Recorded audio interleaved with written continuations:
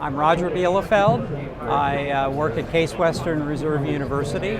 I'm a senior director in the Information Technology Services organization, and part of what I have responsibility for is research computing. We incorporate HPC in the form of a central cluster that we make available to all of our faculty. The faculty then sponsor students. We primarily facilitate research, but there are a few classes here and there. There are certainly students who use the cluster for their master's theses, for PhD dissertations, for other publications. We have a lot of postdocs.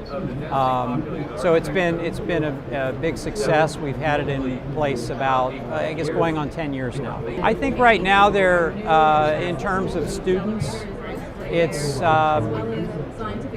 there don't seem to be a lot of students who are really bought into the value of HPC. I think the sort of typical student is very familiar with technology, but at kind of a surface level, they're used to using it. We find some of these students who, in the sciences, come in to use the cluster, and it's a little bit hard for them to learn how to use it. They're used to a point-and-click interface. We have a command line interface. So I think part of the challenge is getting people accustomed to a different interface and comfortable with that. Part of it is getting them to look a little more deeply into what they need to know about using HPC in their particular field.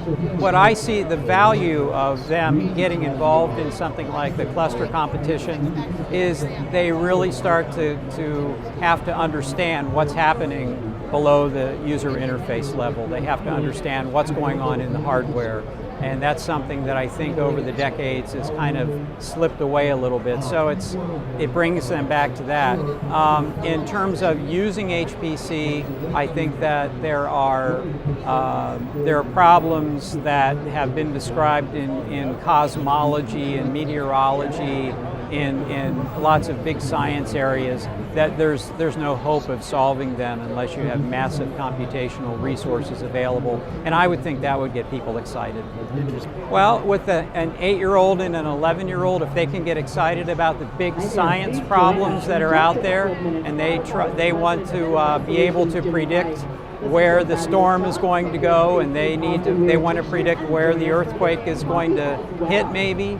And they get excited about space missions, and they need to appreciate then that these things wouldn't be possible without HPC, and that's a natural way for them to get directly involved in solving some of these gigantic problems.